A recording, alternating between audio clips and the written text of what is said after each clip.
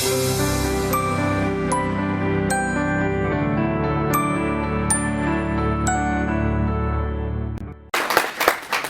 morning. Good morning. How's everyone doing? Oh, come on, you can do better than that. How we doing? My name is Hasani, Pettiford. This is my beautiful wife, Danielle. And we are Couples Academy. Now, how many of you were there when we came in February for the Valentine's Day event? 1, 2, What's love got to do with it? 3.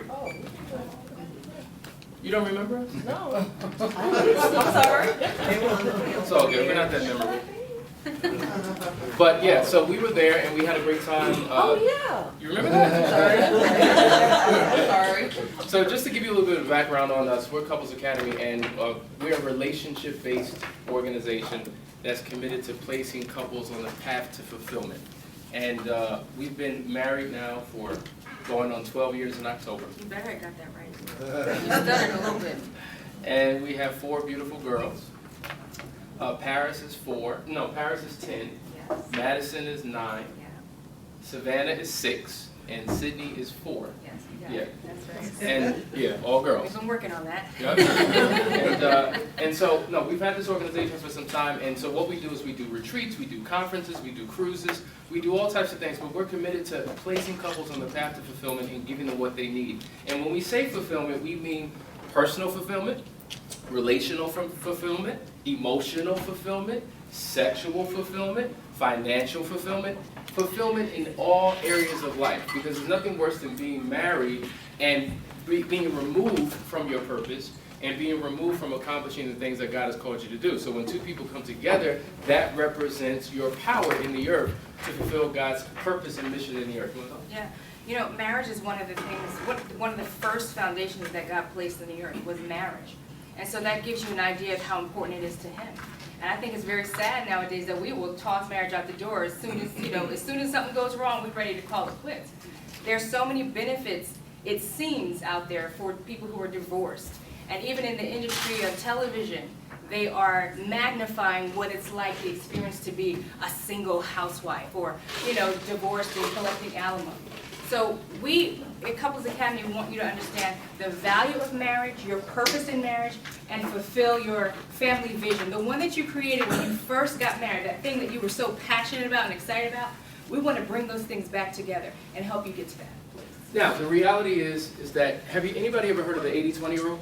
Yes. But when you understand the origins of the 80-20 rule and what it was applying to, it was really dealing with 20% of the population and 80% of the population. But it's a principle that we've used for time management, a principle that we've used for productivity within work. But the 80-20 rule represents categories of people and their behaviors. And it's interesting, when you think about marriages today, one of the questions that we were asked when we first got married is, can you name 5 couples who are genuinely happy in their marriage? 5. And we struggled to do that. So I'm going to ask you the question.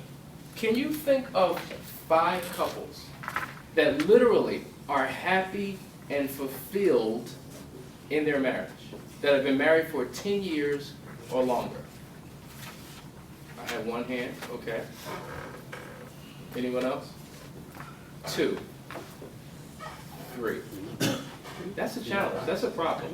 That means that a lot of us are really going through issues. And so according to this 80-20 rule, this is what it says. Upwards of 50% of all of our marriages ultimately end in divorce. Is that correct? Is that according to the statistics? Up to 50%. Now, of those who remain married, okay, it is said that after a course of time, they go through what is called an emotional divorce. An emotional divorce is when you become emotionally detached, when you become cold and callous to one another, where you begin to live separate lives in the same household, where you go from being soulmates to rolemates to roommates, right? And that's the steady decline.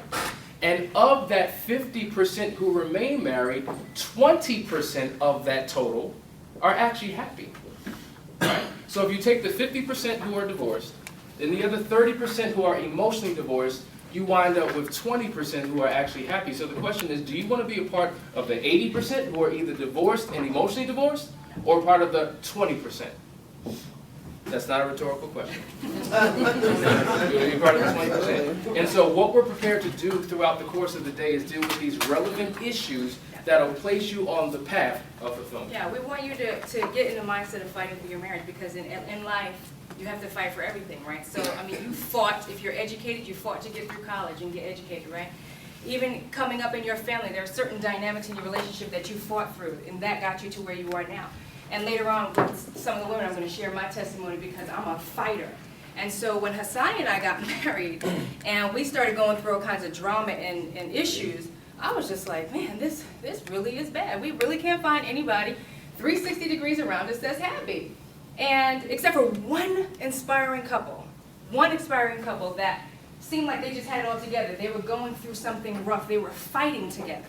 The wife, they had been married about 10 or 12 years, and she kept having miscarriages. She kept losing children over and over again, and she wanted to have a family. And they just got tighter and tighter. The more miscarriages they had, the tighter their bond became. They were so inspiring, and I actually reached out to them and told them how much of an inspiration they were to me. But Hasani and I realized that if we were going to make it in our marriage, if we were going to beat the statistics, that we were going to have to fight, and that we weren't going to be able to just sit back and let bygones be bygones, ignore each other, walk past each other in the house. That's what we were doing.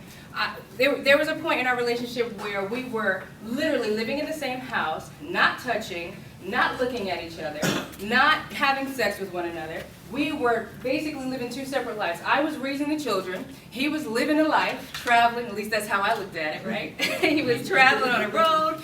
He was at fancy hotels. He was all over the place. And I was just mad, sad, and angry in the house with 3 kids. 2 kids, and then the third.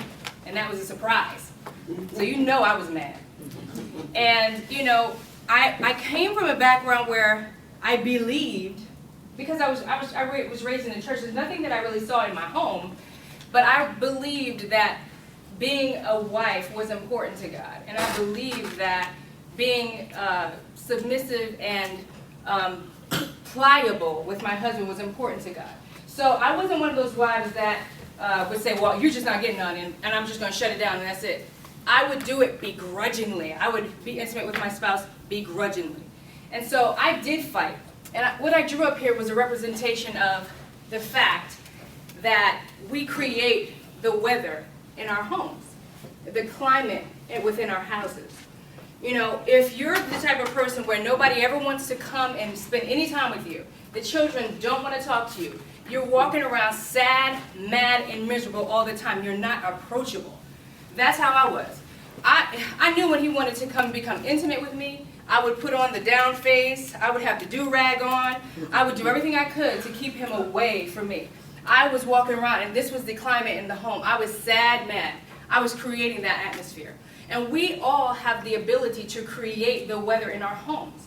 Despite what the other person is doing, despite them having an attitude, despite them being nasty sometimes, despite the fact that, yes, he still is not picking up the socks, and you told him like 10 times already.